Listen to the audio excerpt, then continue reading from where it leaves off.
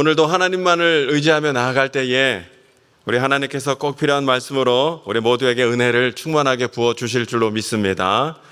인생을 많이 살아오신 분들은 아마 잘 아시겠지만 우리 인생길은 마치 광야와 같습니다. 낮에는 뜨겁고 밤에는 춥고 또 잠들면 들짐승이 언제 어디서 어떻게 공격할지 몰라 불안에 떨어야 하고, 그것이 반복되는 것이 광야인데 우리 인생은 마치 그런 광야와 같다는 것이지요. 실제로 우리가 인생을 살아가다 보면 얼마나 많은 문제와 어려움을 만나게 되는지 모른다는 거예요. 건강의 문제도 있지요. 건강하게 잘 살아왔는데 어느 날 갑자기 뭔가 이상해서 병원에 갔더니 덜컥 암이라고 선고를 받는 거예요. 하늘이 무너지고 앞이 노래지는 절망을 우리가 겪게 되지요. 이런 건강의 문제를 겪는 성도들도 있고, 물질의 어려움, 자녀의 문제, 사업의 문제, 관계의 문제, 가정의 문제, 우리는 이렇게 끊임없이 계속해서 생기는 인생의 문제들로 인하여 끊임없는 고난과 아픔을 우리가 겪으면서 살아가고 있는데, 문제는 이러한 문제들이 예수님 믿는 사람이나 믿지 않는 사람들이나 다 똑같이 찾아온다는 거예요. 왜 그렇습니까? 누구나 예 없이 우리는 이 광야와 같은 인생길을 살아가고 있기 때문에 이 고난이 우리에게 계속해서 누구에게나 끊이지 않고 있더라는 것이죠. 여러분, 고난하면 떠오르는 인물들이, 성경의 인물들이 많이 있겠지만 오늘 시편 말씀을 기록한 이 다윗처럼 인생이 겪을 수 있는 그 모진 고난, 그 온갖 고난을 다 겪은 사람이 또 있을까 싶을 정도로 다윗은 참으로 많은 인생의 고난과 어려움을 겪은 사람이었습니다. 다윗의 일대기를 살펴보면 다윗은 특히 어떤 어려움이 있었냐면 사람들에게 참 어려움을 당했어요. 사람들로 인하여 배신과 아픔과 상처를 그 누구보다 많이 겪었던 사람이 다윗이었더라는 것이죠. 여러분, 우리가 성경을 읽을 때 그냥 이렇게 읽어서 그렇지, 내가 만약 다윗이 되었다라는 그런 감정이입을 가지고 성경을 읽으면 이 다윗이 경험했던 그 고난과 아픔, 상처들은요, 이루 말할 수 없는 것들로 넘쳐나고 있다는 거예요. 유년기를 먼저 살펴보니까 다윗은 철저하게 부모로부터 외면받고 관심받지 못했던 그런 자녀였다는 것이죠. 사무엘 선지자가 이새의 집에 와서 말하기를, 하나님께서 당신 가정의 자녀들 가운데 한 사람 선택하여 기름 부어 이스라엘의 새 왕으로 세우신다고 하셨으니 이제 당신의 집에 있는 아들들 다 내 앞으로 나오게 하시오 했더니 이새가 어떻게 합니까? 자기 아들들 다 데려 나왔는데 누구만 쏙 빼나요? 다윗만 쏙 빼는 거예요. 다윗 뭐 하고 있어요? 저 들판에서 냄새나는 양들과 함께 양치면서 허드렛 일을 다윗이 하고 있더라는 거예요. 형들은 다 모여 있는데. 왜 그렇습니까? 다윗 아버지 이새의 생각으로는 우리 아들들 가운데 왕이 세워진다면 다윗만큼은 아닐 거라는 거예요. 설마 얘가 왕이 되라, 얘는 아니라는 거예요. 일찌감치 아버지가 다윗은 제껴놓은 거예요. 자체 검열해서 빼놓은 거예요. 그리고 나머지 7 아들만 데려 나온 거예요. 이렇게 다윗은요, 부모로부터 이 기대와 관심 밖의 자녀였지요. 부모의 입장에서 보면 자녀들이 많을 때 어떻습니까? 좀 기대가 되는 자녀도 있고요. 또 한편으로는 좀 이렇게 약해 보이고 연약하고 좀 기대가 덜 되는 자녀들도 있게 마련입니다. 그런데 여러분, 기대 안 되는 자녀 있다고요? 그 자녀 무시하면 절대로 안 된다는 거예요. 왜 그러냐면 역사적인 인물 가운데 어디에서 나타나냐면 이쪽보다 이 기대 안 되는 자녀 가운데 그런 인물들이 많이 나오게 되더라는 거예요. 예를 들면 박지성 선수 대학교 2년까지 명지대학교 다녔는데 대학교 2학년까지 박지성 선수는요, 아무도 알아주지 않는 그저 왜소하고 그저 평범하게 그지없는 그런 축구 선수였어요. 오죽 했으면 박지성 선수가 말하기를 자기도 축구에 가망이 없을 것 같으니까 실업팀에서 자기를 만약에 뽑아주는 팀이 없으면 대학 졸업하고 뭐 하려고 그랬는지 아세요? 치킨집 차리려고 그랬대요. 치킨집 사장하려고. 치킨집이나 해야 되겠다, 그거 준비하고 있었다는 거예요. 그런데 그가 히딩크 감독을 만나고 히딩크 감독이 박지성 선수의 그 가능성과 천재성을 탁 알아보고 탁 끌어내니까 어떻게 됩니까? 박지성 선수를 주축으로 해서 월드컵 4강 진화를 만들어내지요.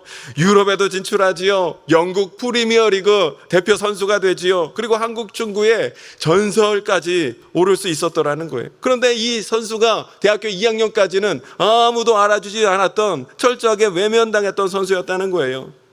때문에 여러분 자녀 가운데 약간 덜 기대되는 자녀 있다면 절대로 그 자녀들 무시하면 안 된다는 거예요. 다윗이 그와 같았어요.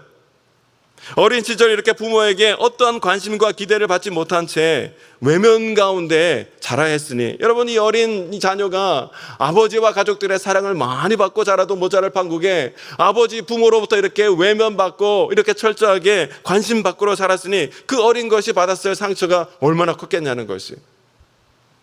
그러나 여러분 다윗은요 이에 기죽지 않고요 열심히 최선을 다해 살았지요.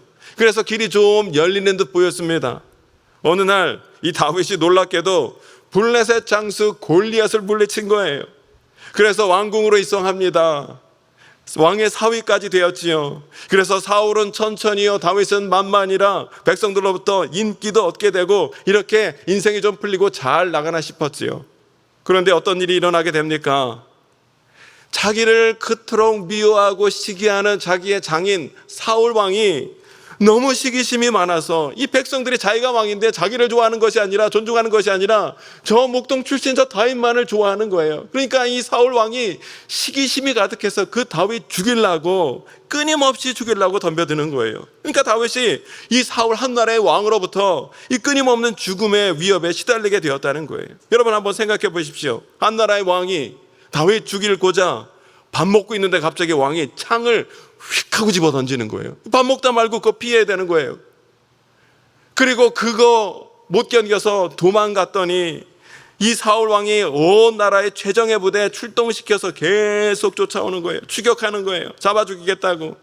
그러니까 매일 이런 일을 당하는 가운데 날마다 죽음의 위협과 공포 가운데, 위협 가운데 살아야 했으니 여러분 다윗이 받았을 그 심적 상처와 스트레스, 고통이 얼마나 컸겠냐는 것이에요. 여러분 또 배신의 상처가 어떻습니까? 여러분 백보 양보해서 장인이 신하가 적국 나라의 백성이 자기를 죽이려고 달려드는 것 100번 양보해서 이해라도 하겠어요. 근데 이번에는 누가 배신을 해요? 아들이 배신하는 거예요. 아들이. 압살롬, 그 키 크고 잘생긴 아들 압살롬이 자기가 아버지 죽이고 자기가 왕이 되겠다며 구테타를 일으킨 거예요. 반역을 일으키는 거예요. 그래서 아들 피해서 목숨 하나 부지하고자 아들 피해서 또다시 광야로, 들로, 동굴로 숨어 들어가야 했으니 여러분 이 다윗의 심정이 오죽했겠냐는 거예요. 이런 것 한 번만 경험해도 무척 힘들고 어려울 텐데 다윗은 몇 번이나 경험해요. 부모로부터, 형제로부터, 장인으로부터, 자식으로부터 계속해서 이런 일을 당하는 거예요. 그러니 다윗이 겪었던 배신의 상처가 얼마나 컸으면, 여러분 다윗 왕이 자기의 호위병으로 누구를 세웠냐면 자기 동포를 세운 것이 아니라 이방민족, 적군이라 할 수 있는 이방민족, 그렛 사람이라든가 블렛 사람이라든가 이런 이방민족들로 자기의 호위병을 세우기까지 했더라는 거예요. 얼마나 상처가 컸으면. 이와 같이 다윗은 배신의 상처가 아물기도 전에 또 배신당하고, 상처가 아물기도 전에 또 배신당하고. 근데 여러분 놀라운 것은 다윗은 이러한 고난과 핍박의 상황 가운데서도 흔들리고 넘어지고 하다가도 그는 끝까지 하나님 앞에서 흔들림 없이 바른 길, 정도의 길을 끝까지 걸어갔다는 사실이에요. 무엇 때문에 그것이 가능했을까? 무엇 때문에 그 모진 고난과 시련 가운데서도 무너지고 넘어지지 않고 견고히 설 수 있는 인생을 살 수 있었을까? 그것이 궁금한 거예요. 그 비결이 무엇인가? 여러분 제가 다윗을 잘 몰랐을 때에는, 정확히 말할 때는 제가 좀 더 젊었을 때에는 다윗의 고난을 성경에서 읽을 때마다 어떤 생각이 들었냐면, 다윗은 천하의 다윗이니까 다윗이 힘들고 어려운 위기와 고통이 있다 할지라도 하나님이 그때그때 도와주셔서 그때그때 어려움 잘 이겨나갔을 거야 라는 생각에 다윗 인생의 이 어려움과 고통을 별로 대수롭지 않게 생각했어요. 별로 염두에 두질 않았어요. 그냥 막연하게 넘어갔다고요. 왜냐하면 나랑 전혀 상관없는 것 같으니까. 그런데 여러분, 세월이 지나고 인생의 무게가 조금씩 쌓이다 보니까 다윗이 겪었던 그 고난과 아픔과 상처들이 전혀 완전히 새롭게 다가오더라는 거예요. 왜 그렇습니까? 인생을 살아가면서 이전에 전혀 경험할 수 없었던 인생의 위기라든가 한계, 이 극한의 지점을, 이 고통을 자꾸만 경험하다 보니까 다윗이 겪었던 이 삶의 고난과 어려움과 상처가 결코 이젠 남 얘기 같지가 않더라는 거예요. 여러분, 능력이나 책임이 더 이상 미치지 못하는 이 마지막 막다른 지점을 가리켜 한계점이다라고 얘기를 하는데, 다윗이 정말로 수많은 인생의 한계점, 극한의 지점을 경험했던 사람이었어요. 버티다가 견디다가 더 이상 버티지 못하고 견디지 못할 것 같은 극한의 지점을 무수히 많이 경험했던 것이 다윗이었더라는 것이지요. 저는요, 개인적으로 목회자이기 때문에 참 많은 분들을 만나게 됩니다. 많은 분들과 좀 얘기를 나누게 돼요. 신방을 한다든지 상담을 한다든지, 한번 주변 분들과 항상 말씀을 많이 나누게 되어 있어요. 그런데 요즘 성도님들과 많이 말씀을 나누는 가운데 어떤 걸 최근에 들어서 더 많이 느끼냐면, 여러분, 요즘 들어서 우리 성도님들 가운데 우울증이라든지 공황장애라든지 이런 내면의 어려움 때문에 고통당하고 있는 우리 성도님들이 여러분 굉장히 생각보다 많습니다.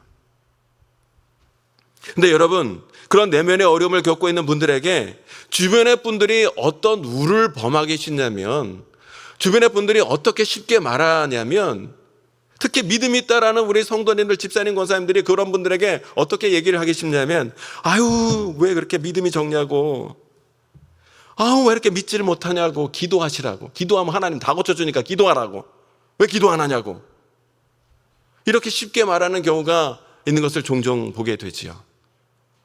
여러분, 오해하지 마십시오. 기도에 능력이 없다는 말씀이 아닙니다. 기도하면 하나님은 고쳐주셔요.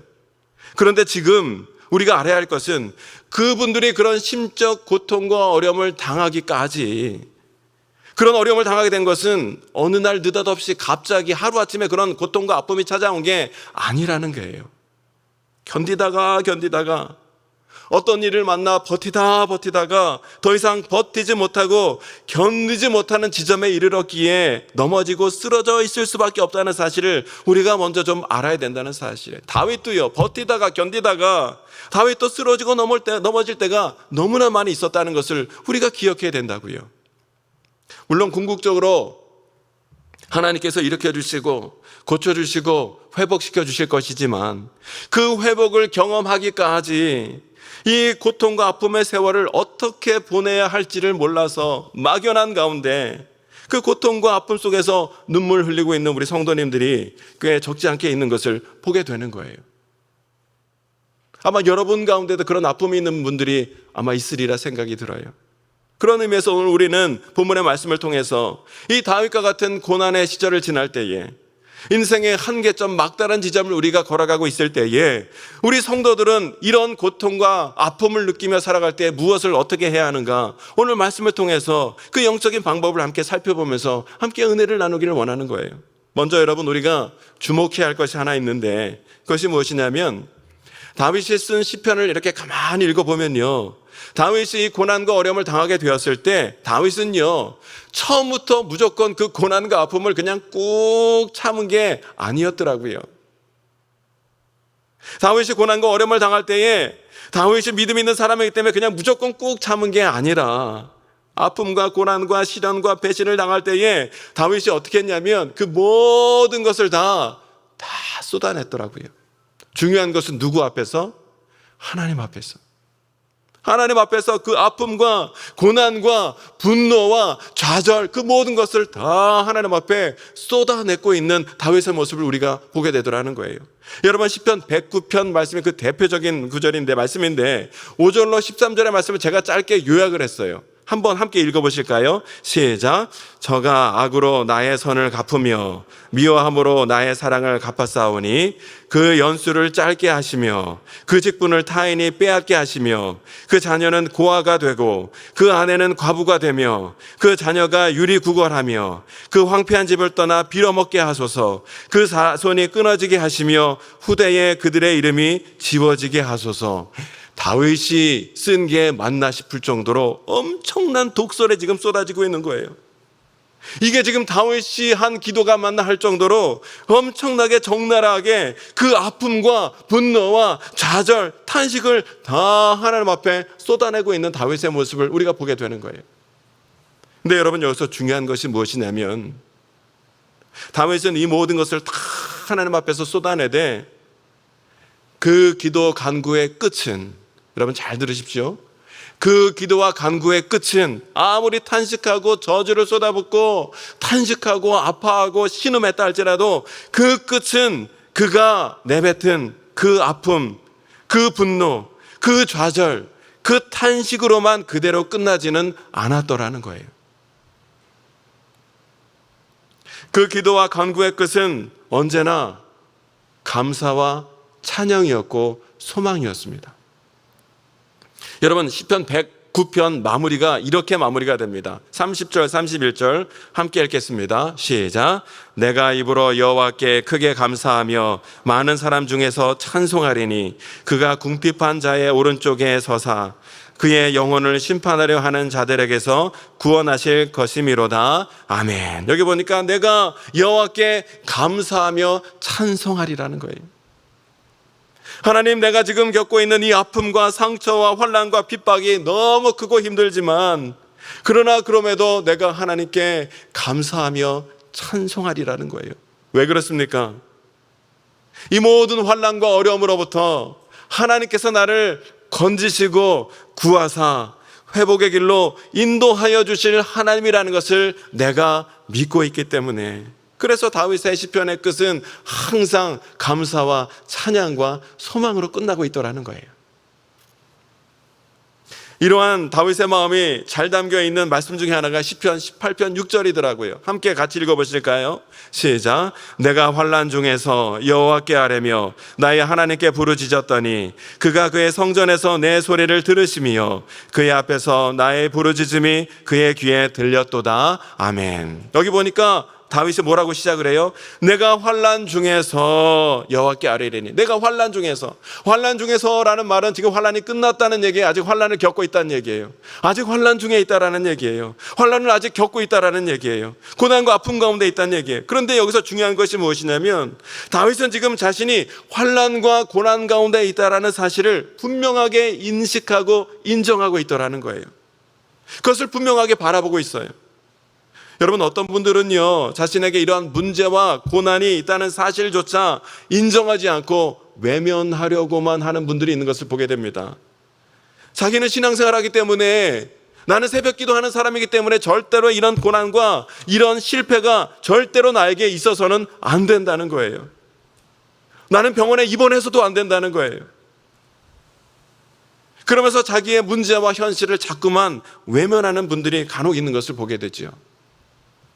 여러분, 자기 문제를 인정하지 않고 외면한다고 해서 문제가 없어집니까? 문제가 사라집니까? 그 상황이 달라집니까? 변하는 것은 아무것도 없어요. 그런데 다윗은 자신이 환난 중에 있다라는 사실, 또 자기에게 이런 아픔과 어려움과 고난이 있다는 사실을 분명하게 인정하고 인식할 수 있었고, 그 다음에 더 잘한 일은 뭐예요? 그 모든 자신의 문제를 끌어안고 누구에게로 나아갔다고요? 하나님께로 나아갔다. 자신의 모든 문제를 끌어안고 하나님께 나아가 부르짖으며 아뢰었다는 거예요. 그래서 자신의 모든 문제를 끌어안고 하나님께 나아가 부르짖고 아뢰는 가운데 자신의 이 모든 문제와 아픔과 하나님의 능력이 만날 수 있도록 자신의 모든 문제를 주님께 나아가며 간구하며 아뢰고 있는, 부르짖고 있는 다윗의 모습을 오늘 우리가 보게 되는 거예요. 여러분, 신방전화를 하게 되면 정말 우리 성도님 가운데 힘들고 어려운 상황에 있는 분들이 정말 많은 것 같아요. 겉으로 볼 때는 아무 문제도 없어 보이는 우리 성도님들이지만, 이렇게 조금만 더 말씀을 나누다 보면 정말 많은 문제와 어려움이 있어요.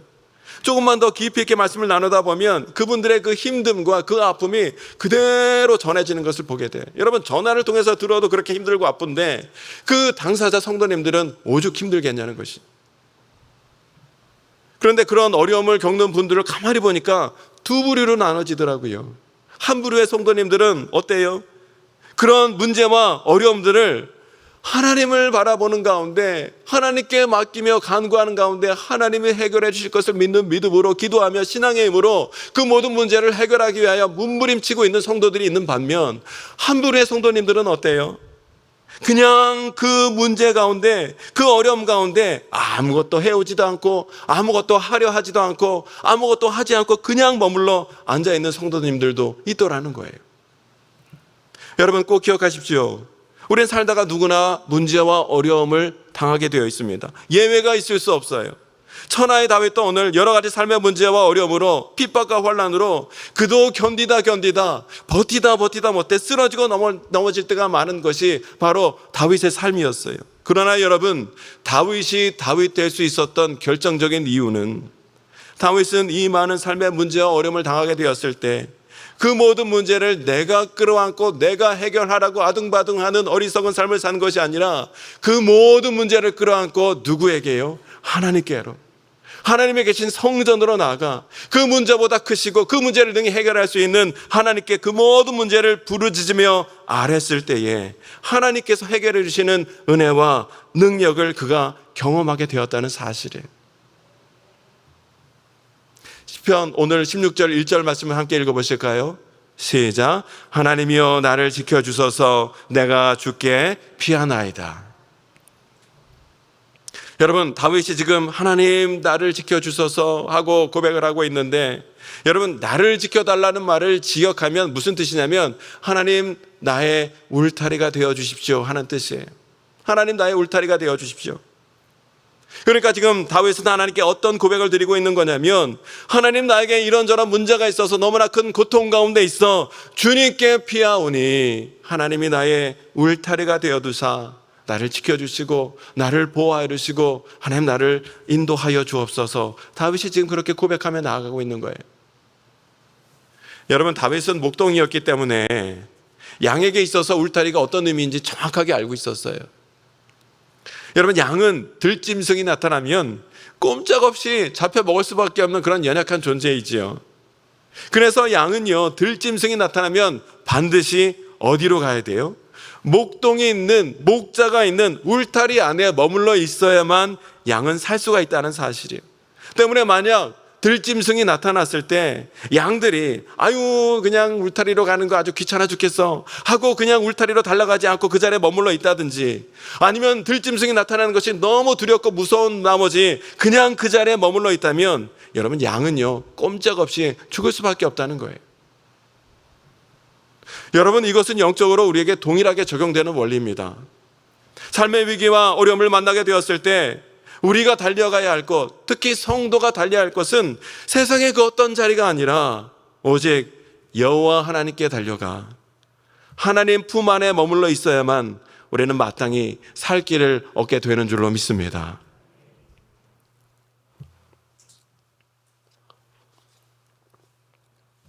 얼마 전에 우리 어떤 남자 성도님과 신방 전화를 했는데, 말씀을 이렇게 쭉 들어보니까 집사님 상황이 너무 안 좋아요. 집사님이라고 말을 해버렸네. 건강도 그렇고요, 물질 문제도 그렇고요, 가정 문제도 그렇고요. 얼마나 힘들까? 너무나 괴롭다는 거예요, 집사님. 그래서 교회에 못 나오고 계신다는 거예요.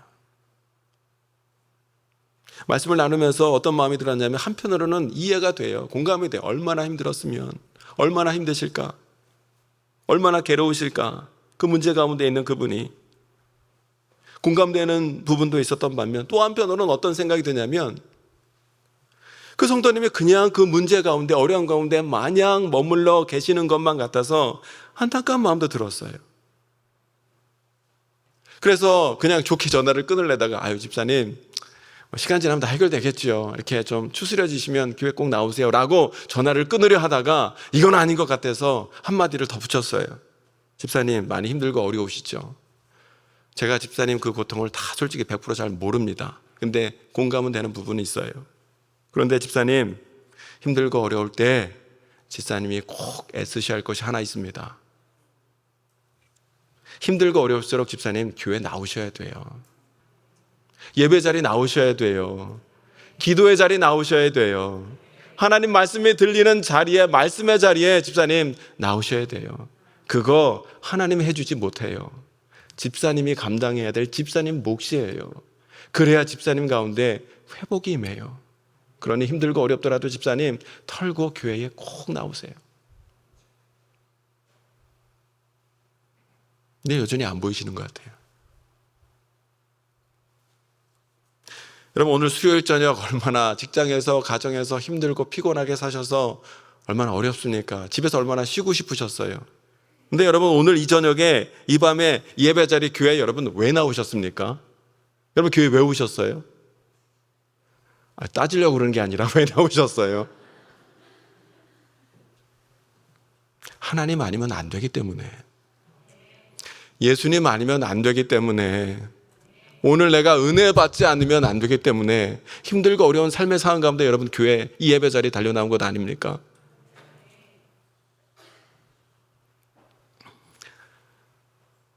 하나님께서 오늘 이 예배 자리를 통해서도 우리 모든 삶의 문제 넉넉히 감당할 수 있는 은혜와 능력을 충만하게 허락하여 주실 줄로 믿습니다. 다윗은 오늘 하나님의 울타리 안에 거하고 있는 자기 자신에 대하여 8절에서 이렇게 고백하고 있어요. 함께 읽어보겠습니다. 8절 시작. 내가 여호와를 항상 내 앞에 모심이여 그가 나의 오른쪽에 계심으로 내가 흔들리지 아니하리로다. 아멘. 오늘 제목이에요. 한번 따라해 보실 거예요. 내가 흔들리지 아니하리로다. 다윗이 흔들리지 않는 이유가 무엇 때문이라고요? 이 어려움과 상황 가운데 있지만 하나님께 달려가 하나님의 울타리 안에 머물러 있기 때문에, 하나님 울타리 안에 머물러 있어 내 앞에 하나님을 모시고 하나님이 내 오른쪽에 있기 때문에 내가 흔들리지 아니하리로다. 다윗이 고백하고 있더라는 거예요. 여러분, 이것이 다윗이 쓰러지고 넘어질 때마다 하나님께 드렸던 귀한 믿음의 고백, 신앙의 고백이었어요. 이런 동일한 마음으로 고백했던 많은 구절이 있는데 여러분 시편 37편 24절 함께 읽어보실까요? 시작. 그는 넘어지나 아주 엎드러지지 아니함은 여호와께서 그의 손으로 붙드심이로다. 시편 55편 2절 한 절만 22절 하나만 더 있습니다. 내 짐을 여호와께 맡기라. 그가 너를 붙드시고 의인의 요동함을 영원히 허락하지 아니하시리로다. 아멘. 여러분, 우리 인생에 어떤 고난과 어려움이 있다 할지라도 오늘 우리는 다윗과 같이 하나님께 피하여 하나님 앞에 서 있는 자, 여호와 하나님을 내 앞에 모시는 자로 서 있어야 하나님께서 주시는 놀라운 은혜와 회복의 역사를 우리가 경험하게 될 줄로 믿습니다. 여러분, 여호와께 피하여 여호와 앞에 서 있는 자에게 주시는 하나님의 은혜가 구체적으로 무엇인지 세 가지만 간단하게 여러분에게 말씀드리고 말씀을 정리하려고 하는데요. 여호와 하나님 앞에 이렇게 서 있는 자에게 주시는 하나님의 은혜 첫 번째는요, 하나님이 주시는 복을 누리게 되어 있다는 사실이에요. 구체적으로 말하면 하나님이 그 삶을 친히 이끌어 가시는 이 복을 누리게 되어 있다는 거예요. 누가? 여호와 하나님 앞에 서 있을 때. 2절의 말씀이 이렇게 기록되어 있습니다. 내가 여호와께 아뢰되 주는 나의 주님이시오니 주밖에는 나의 복이 없다 하였나이다. 아멘. 여호와께 달려가 하나님 앞에 서 있는 자는 이 주님으로 말미암는 복을 누리게 되리라는 사실이에요. 여러분, 다윗이 받은 복 가운데 가장 크고 가장 놀라운 복이 무엇일까요? 물질, 명예, 왕의 자리, 장수 이런 거일까요? 아니에요. 다윗이 누렸던 가장 큰 복은요, 하나님이 다윗의 삶 가운데 임마누엘로 함께 하시고 하나님이 다윗의 삶을 여호와 이레로 준비하시는 가운데 그의 삶을 여호와 니시 승리의 깃발을 언제든지 휘둘러 수 있도록 그의 삶을 승리로 이끌 수 있도록 항상 함께 하시고 그의 삶을 이끌어 주셨던 그것이 다윗이 누렸던 가장 큰 복이라는 거예요. 오늘 이 복을 저와 여러분이 누릴 수 있게 되시기를 주님의 이름으로 축원합니다. 어떻게 될 때? 주님께 달려가 내 앞에 주님을 모실 때. 여러분, 제가 이번 주에 너무나 감명 깊게 읽었던 책이 있어요. 이걸 여러분에게 꼭 소개해 주고 싶어요. 카일 아이들먼이 쓴 나의 끝 예수의 시작이라는 책이에요. 여러분, 저거 꼭 읽으셨으면 좋겠어요. 제가 지금 저에게 문제가 있겠습니까? 없겠습니까? 제가 지금 겪고 당면하고 있는 많은 인생의 문제, 이 고민, 아픔, 고통들이 어떤 것인지 여러분께 다 말씀드릴 수는 없겠지만 50년 인생을 살아오면서 그동안에 한 번도 겪어보지 못했던 그 힘들고 어려운 한계에 부딪혀서 너무나 큰 아픔과 고통 가운데 지금 시들시들 이렇게 아픈 그런 시절을 지금 겪고 있는 것 같아요. 맨날 여러분 인사드릴 때 안녕하세요 하니까 여러분 잘 모르시는 것 같은데, 목회자라고 뭐 이런 문제가 없을까요? 여러분, 코미디언이 맨날 집안에서 웃는 거 아닙니다. 목회자도 문제가 없는 게 아니겠죠. 안녕하세요 장로님, 평안하시죠? 이렇게 웃어서 그렇지, 그렇다고 제가 문제 있다고 안녕하세요 장로님 평안하시죠? 아이 저는 죽겠는데 이렇게 할 수는 없잖아요.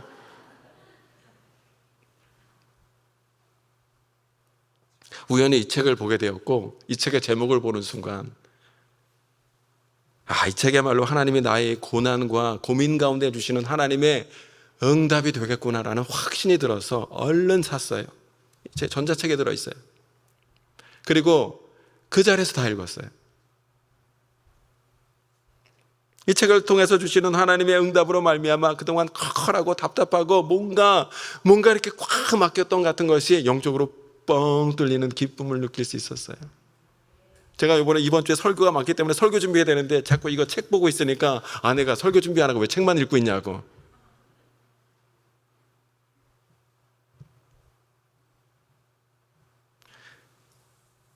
책 제목만 봐도 여러분 은혜가 돼요. 2부 소제목이 뭐냐면, 제가 요거만 읽어드릴게요.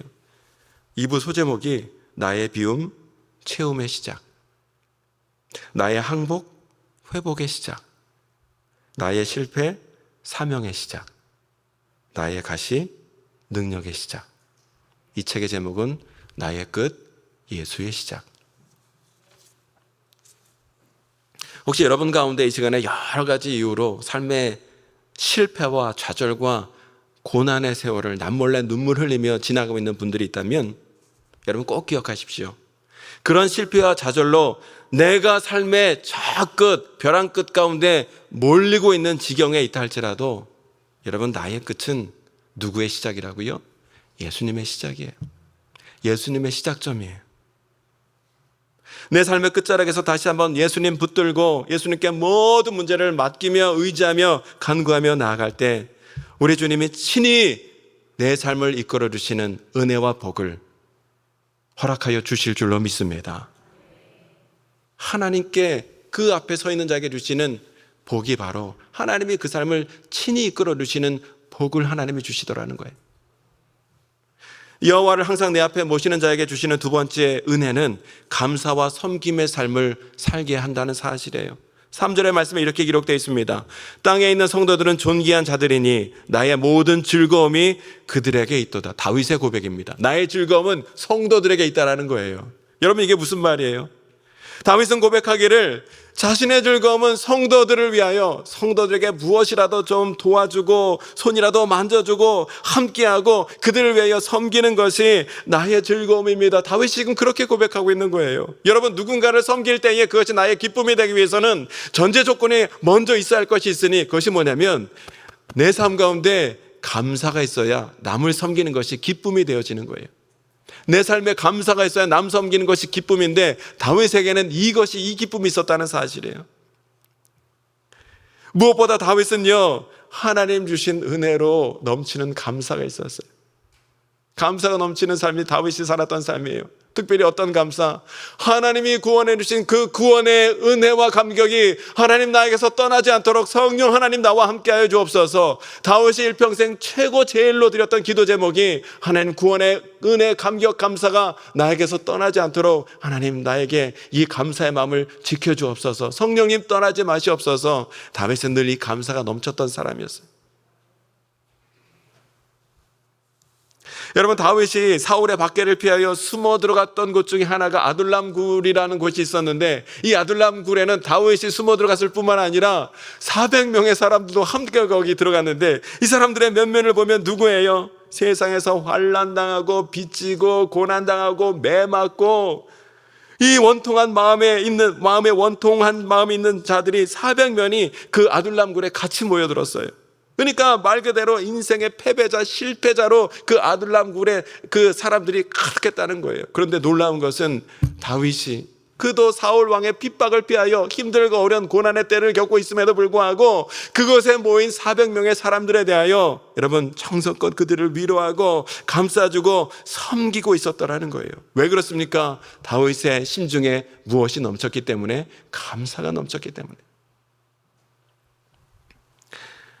우리 지방 영전교회가 성전 건축 가운데 있는 거 여러분 잘 아시지요? 교회 규모가 작다 보니까 이 성전 건축이 좀 더디 진행되는 부분이 있었는데, 담임 목사님께서 기도하시는 가운데 우리 교회가 장자교회인데 모교회인데 우리가 좀 도울 것이 없을까 기도하시는 가운데 우리가 좀 도와줘야 되겠다 해서 지난 우리 성탄절 그리고 3월 4월인가요? 우리가 한번 공식적으로 우리 영전교회에 성전 건축 헌금을 함께 이렇게 2차례 공식적으로 후원한 일이 있었지요. 그런데 우리 교회가 이렇게 공식적으로 2차례 성전 헌금을 지원한 건 말고, 제가 이렇게 보니까, 저는 목회자니까 이렇게 볼 수 있잖아요. 이렇게 보니까 공식적으로 후원한 것 말고 많은 성도님들이 많은 손길로, 그것이 많던 적던 성전교회 영전교회 성전 건축을 위하여 많은 분들이 이렇게 헌금을 하시더라고요. 그거 보면서 제가요, 이상하게 마음이 막 뭉클했어요. 막 감동이 있었어요. 그렇구나. 교회와 성도가 이런 일을 감당해야 하는데, 이런 일을 감당할 때 이런 감동과 은혜가 있는데, 기쁨이 있는데, 교회가 이 시대에 정말 감당해야 될 일이 참 많이 있겠구나. 여러분, 교회가 복음을 증거하는 가운데 생명을 살리는 일은 당연히 감당해야 되는 것이고, 그 밖에 우리 교회가 이 지역사회에 힘들고 어려운 이웃과 지체와 기관과 공동체를 위하여 교회가 주님의 이름으로, 성도들이 주님의 이름으로 감당해야 할 것들이 정말 많겠구나. 여러분, 교회가, 성도가 하나님 주시는 구원의 그 은혜로 감사함이 충만하여 그 사랑과 그 은혜를 지역사회에, 여러분 많은 어려운 이웃과 지체들과 공동체를 위하여 그 사랑과 은혜를 흘려보낼 때에 여러분 얼마나 하나님의 회복의 역사, 하나님의 놀라운 역사가 이 땅 가운데 이루어지게 되겠냐고요.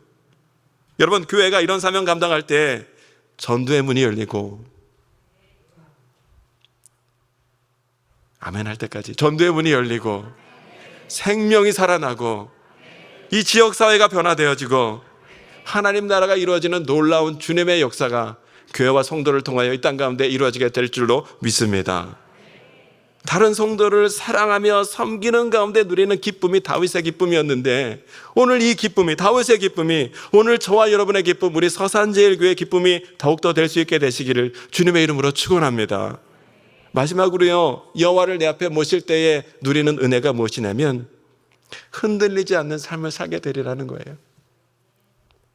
8절 9절 말씀을 함께 읽겠습니다. 8절 9절 시작. 내가 여호와를 항상 내 앞에 모심이여 그가 나의 오른쪽에 계심으로 내가 흔들리지 아니하리로다. 이러므로 나의 마음이 기쁘고 나의 영도 즐거워하며 내 육체도 안전히 살리니 아멘. 삶의 어떠한 어려움과 시련 가운데 있다 할지라도 여호와 하나님을 내 앞에 모심으로 하나님이 내 오른편에 계시니 내가 그 하나님 때문에, 하나님이 나와 함께 하시기 때문에 내가 결코 흔들리지 아니하리라는 거예요. 흔들리지 아니할 뿐만 아니라 오히려 그 고난 가운데 내 마음이 기쁘고 내 영이 즐겁고 내 육체도 안전하게 되는 역사가 있게 되리라는 놀라운 다윗의 고백이에요.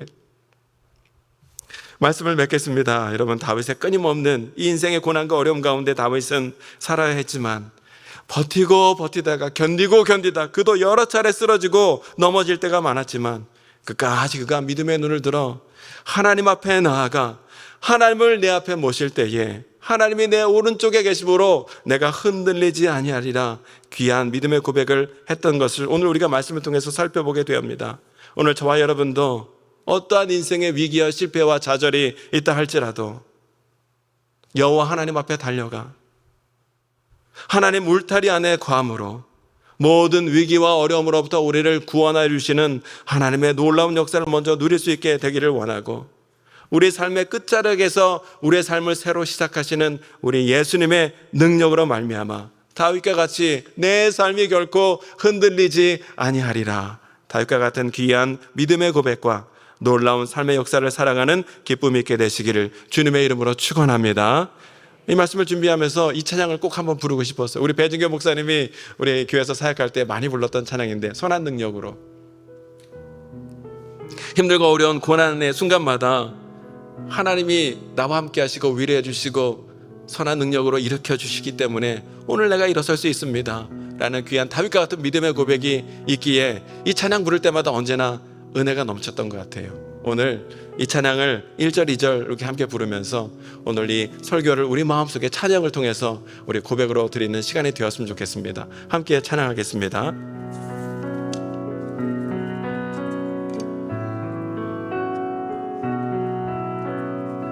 주 선한 능력으로, 주 선한 능력으로 안으시네. 그 크신 팔로 날 붙드시네. 절망 속에도 흔들리지 않고 사랑하는 주 얼굴 구하리. 이전의 괴로움 날 헤워싸고 고난의 길을 걷는다 해도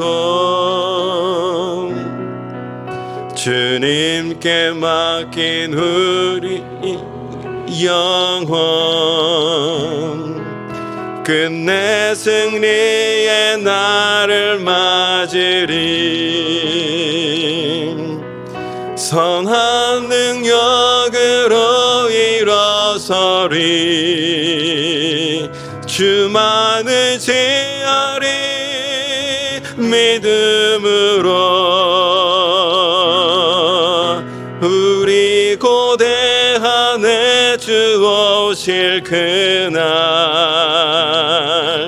영광의 새날을 맞이할 선한 능력으로 일어서리. 선한 능력으로 일어서리. 주만을 제하리. 믿음으로 우리 고대한에 주 오실 그날 영광의 새날을 맞이하리. 승리의 새날, 승리의 새날을 맞이하리. 아멘. 기도하겠습니다. 고마우신 아버지 하나님, 힘들고 어려운 고난의 순간에 다윗은 믿음의 눈을 들어 주님께 달려가 아뢰므로 우리 하나님이 울타리 되어 주시고 보호하사 마침내 승리의 길, 은혜의 길을 걸을 수 있도록 인도해 주신 주님의 은혜가 있음을 말씀을 통해서 하나님 우리가 다시 한번 마음판에 새깁니다. 우리 삶 가운데 여러 가지 삶의 신앙의 고난과 혼란이 있다 할지라도 우리도 다윗과 같이 주님만을 바라보며 주님께 달려나아가 하나님을 내 앞에 모시는 삶이 될 수 있도록 인도해 주셔서 아버지께서 위로해 주시고 회복시켜 주시고 일으켜 주시는 놀라운 회복의 역사와 아버지 하나님의 놀라운 하늘의 복을 누리며 살아가는 우리 모두가 될 수 있도록 도우시고 인도하여 주시옵소서. 오늘도 우리를 능히 일으켜 주실 주님께 감사와 찬양을 올리며 예수님의 이름으로 기도합니다. 아멘.